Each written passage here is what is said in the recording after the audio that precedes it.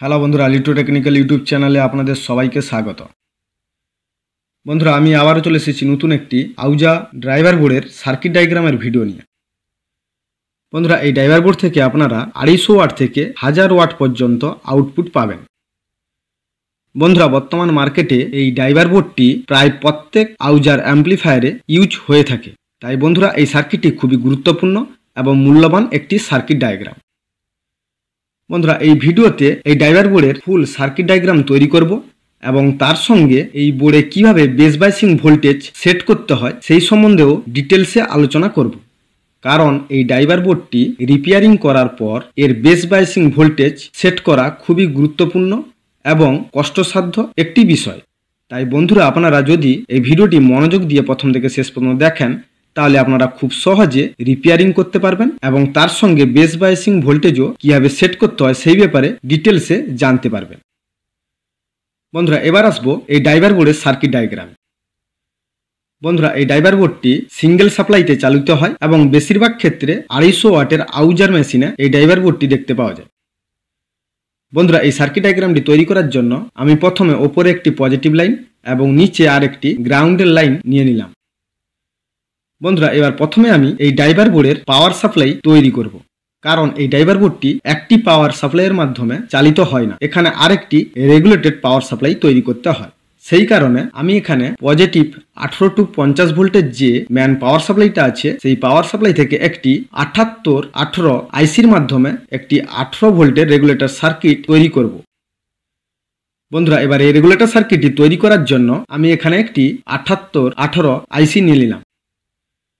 এরপর এই আইসির 1 নম্বর পিনে 18 টু 50 ভোল্টের সাপ্লাইটি যুক্ত করে দিলাম এবং মাঝখানের পিনটি গ্রাউন্ড করে দিলাম। দিলে আমরা এই আইসির 3 নম্বর পিন থেকে পজিটিভ 18 ভোল্টের সাপ্লাই পাবো। বন্ধুরা, এবার এই ড্রাইভার বোর্ডের ইনপুট স্টেজে পাওয়ার সাপ্লাই দেওয়ার জন্য এই 18 ভোল্ট থেকে আরেকটি 1.2K রেজিস্টারের মাধ্যমে ইনপুট স্টেজে পাওয়ার সাপ্লাইটি যুক্ত করব এবং এই ভোল্টেজটিকে ফিল্টার করার জন্য এই সাপ্লাই থেকে একটি 220 UA 25 ভোল্টের ক্যাপাসিটার এইভাবে যুক্ত করে দিলাম। বন্ধুরা, এরপর এই সার্কিটটি ইনপুট স্টেজ থেকে তৈরি করব। বন্ধুরা, এই ড্রাইভার বোর্ডের ইনপুট স্টেজটি তৈরি করার জন্য আমাদের এখানে প্রথমে একটি 1815 ট্রানজিস্টর নিতে হবে। বন্ধুরা, এরপর এই ট্রানজিস্টরটিকে চালনা করার জন্য এই ট্রানজিস্টরের কালেক্টরে একটি 2.7K রেজিস্টার দিয়ে পজিটিভ সাপ্লাই দিতে হবে। তারপর এই ট্রানজিস্টরের অ্যামিটারে আরেকটি 560 ওহমস রেজিস্টার দিয়ে গ্রাউন্ড সাপ্লাই দিতে হবে। বন্ধুরা, এরপর এই ট্রানজিস্টরের বেস থেকে একটি 68K রেজিস্টারের মাধ্যমে গ্রাউন্ড সাপ্লাই দিতে হবে। তারপর আরেকটি 390K রেজিস্টারের মাধ্যমে এই ট্রানজিস্টরের বেসে পজিটিভ সাপ্লাই যুক্ত করতে হবে। বন্ধুরা, এরপর এই ট্রানজিস্টরের বেসে সিগন্যালিং করার জন্য আমরা এখানে একটি 104 PF এইভাবে যুক্ত করে দেব। বন্ধুরা, এরপর এই ট্রানজিস্টরের কালেক্টর টু বেস একটি 331 PF এইভাবে যুক্ত করতে হবে। বন্ধুরা, এরপর এই ইনপুট স্টেজে আমাদের এখানে আরেকটি 1815 ট্রানজিস্টর নিতে হবে। বন্ধুরা, এরপর 1 নম্বর ট্রানজিস্টরের কালেক্টর থেকে একটি 2.2 UF 50 ভোল্টের ক্যাপাসিটার দিয়ে সিগন্যাল আউট হবে। এই আউটপুট সিগন্যালটিকে এই 2 নম্বর 1815 ট্রানজিস্টরের বেসের সঙ্গে এইভাবে যুক্ত করতে হবে। বন্ধুরা, ইনপুট স্টেজে 2 নম্বর 1815 ট্রানজিস্টরটিকে চালনা করার জন্য এই ট্রানজিস্টরের কালেক্টরে একটি 1K রেজিস্টারের মাধ্যমে পজিটিভ সাপ্লাই দিতে হবে। তারপর একইভাবে গ্রাউন্ড লাইন থেকে আরেকটি 270 ওহমস রেজিস্টার দিয়ে এই ট্রানজিস্টরের অ্যামিটারে গ্রাউন্ড সাপ্লাই দিতে হবে। বন্ধুরা, এরপর পজিটিভ লাইন থেকে একটি 330K রেজিস্টারের মাধ্যমে এই ট্রানজিস্টরের বেসের সঙ্গে এইভাবে যুক্ত করতে হবে এবং একইভাবে আরেকটি 68K রেজিস্টার দিয়ে এই ট্রানজিস্টরের বেস থেকে গ্রাউন্ড লাইনের সঙ্গে এইভাবে যুক্ত করতে হবে। বন্ধুরা, দিলে 2 নম্বর ট্রানজিস্টরের কালেক্টর থেকে একটি 47 UA 50 ভোল্টের ক্যাপাসিটার দিয়ে ফাইলেন আউটপুট পাওয়া যাবে। বন্ধুরা, এবার আমাদের ইনপুট স্টেজটি কমপ্লিট। এবার আমরা এই ড্রাইভার বোর্ডের বায়াস স্টেজ তৈরি করব। বন্ধুরা, বায়াস স্টেজটি তৈরি করার জন্য আমাদের এখানে একটি 4007 ট্রানজিস্টর নিতে হবে এবং তার সঙ্গে আরেকটি ডাই বা ট্রান্সফরমারের মাধ্যমে বায়াস স্টেজ বা বায়াস ভোল্টেজ তৈরি করব। তাই বন্ধুরা, প্রথমে আমি এখানে একটি 4007 ট্রানজিস্টর নিয়ে নিলাম। বন্ধুরা, এরপর এই ট্রানজিস্টরের কালেক্টরে 18 ভোল্ট দেওয়ার জন্য আমি এখানে একটি 220 ওহমস 1 ওয়াটের একটি রেজিস্টারের মাধ্যমে পজিটিভ লাইন থেকে এই ট্রানজিস্টরের কালেক্টরের সঙ্গে এইভাবে যুক্ত করে দিলাম। বন্ধুরা, এরপর এই ট্রানজিস্টরের বেস টু কালেক্টর একটি 22K রেজিস্টার এইভাবে যুক্ত করতে হবে। বন্ধুরা এরপর এই ট্রানজিস্টারের বেস থেকে আরেকটি 15K রেজিস্টারের মাধ্যমে গ্রাউন্ড সাপ্লাই দিতে হবে। সেই কারণে এই ট্রানজিস্টারের বেস থেকে একটি 15K রেজিস্টারের মাধ্যমে সরাসরি গ্রাউন্ড লাইনের সঙ্গে এইভাবে যুক্ত করে দিলাম। বন্ধুরা এরপর এই ট্রানজিস্টারের অ্যামিটারে আমাদের এখানে একটি গ্রাউন্ড সাপ্লাই দিতে হবে। তাই বন্ধুরা এই ট্রানজিস্টারের অ্যামিটার থেকে একটি 270 ওহমস রেজিস্টারের মাধ্যমে এই ট্রানজিস্টারের অ্যামিটারটি গ্রাউন্ডের সঙ্গে এইভাবে যুক্ত করে দিলাম। বন্ধুরা এরপর ইনপুট স্টেজে যে সিগন্যালটি আউট হয়েছিল সেই আউটপুট সিগন্যালটিকে এই ট্রানজিস্টারের বেসের সঙ্গে এইভাবে যুক্ত করতে হবে। বন্ধুরা এরপর বাইস টেস্টটি তৈরি করার জন্য এই ট্রানজিস্টারের পরে আমাদের এখানে একটি ডাইভার ট্রান্সফর্মার নিতে হবে। বন্ধুরা এই ডাইভার ট্রান্সফর্মারের প্রাইমারি কয়েলে 2টি লেগ থাকে এবং সেকেন্ডারি কয়েলে 4টি লেগ থাকে, বা প্রাইমারি সাইডে 1টি কয়েল থাকে এবং সেকেন্ডারি সাইডে 2টি কয়েল থাকে। বন্ধুরা এখন আমি যে কয়েলটি তৈরি করেছি সেই কয়েলটি হলো এই ট্রান্সফর্মারের প্রাইমারি কয়েল।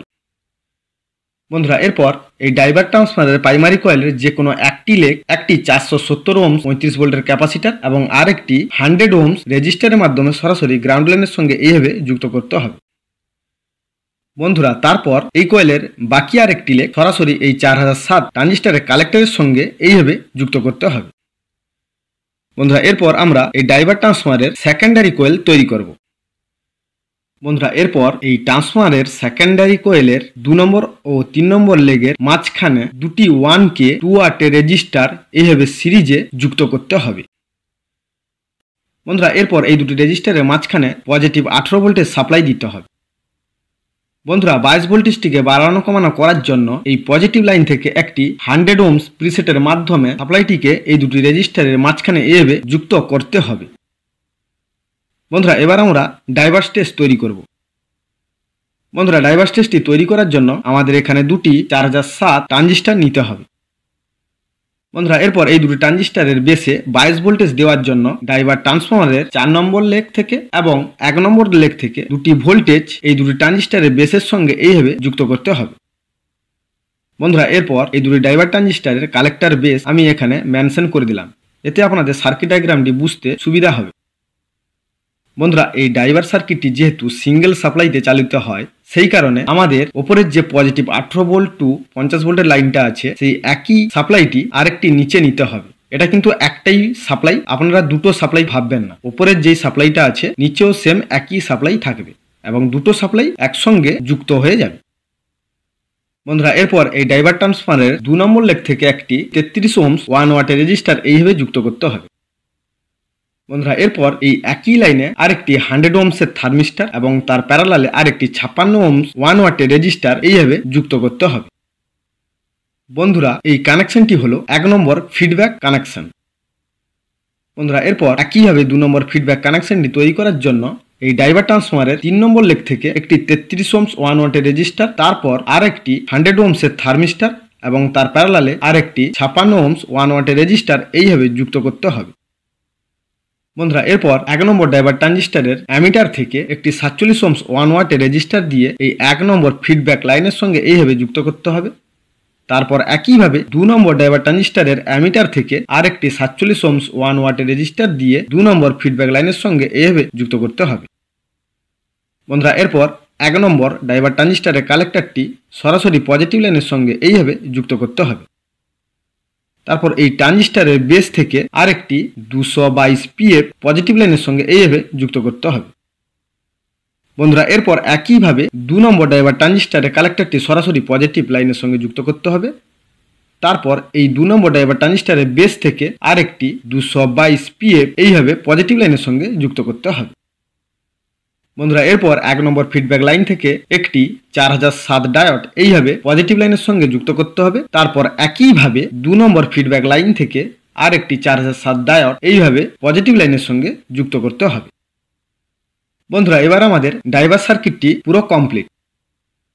বন্ধুরা নেক্সট ভিডিওতে আমি আপনাদের এই সার্কিটের আউটপুট টেস্ট তৈরি করে দেখাবো এবং তার সঙ্গে আউটপুট ট্রান্সফর্মারের বাইন্ডিং ডাটা সহ ফুল কানেকশন ভিডিও নিয়ে আসবো এবং তার সঙ্গে এই সার্কিটটি কিভাবে রিপেয়ারিং করতে হয় বা এই সার্কিটের কোথায় কোথায় প্রবলেম হয় এবং কোন জায়গায় কত ভোল্টেজের প্রয়োজন সেই বিষয়েও ডিটেলসে আলোচনা করব। বন্ধুরা ভিডিওটি আপনাদের কেমন লেগেছে কমেন্ট করে জানাবেন এবং ভিডিওটি যদি আপনাদের ভালো লাগে তাহলে অবশ্যই বন্ধুদের মধ্যে শেয়ার করে দিবেন। বন্ধুরা আশা করি ভিডিওটি আপনাদের ভালো লেগেছে। বন্ধুরা, ভিডিওটি যদি আপনাদের ভালো লেগে থাকে বা মূল্যবান বলে মনে হয় তাহলে ভিডিওটিতে একটা লাইক করে দিন এবং চ্যানেলে যদি নতুন হয়ে থাকেন তাহলে চ্যানেলটিকে সাবস্ক্রাইব করে নোটিফিকেশন অন করে রাখুন সবার আগে ভিডিও পাওয়ার জন্য। বন্ধুরা, মনোযোগ দিয়ে ভিডিওটি প্রথম থেকে শেষ পর্যন্ত দেখার জন্য আপনাদের অসংখ্য ধন্যবাদ। বন্ধুরা, আপনাদের সঙ্গে আবার দেখা হবে নেক্সট ভিডিওতে।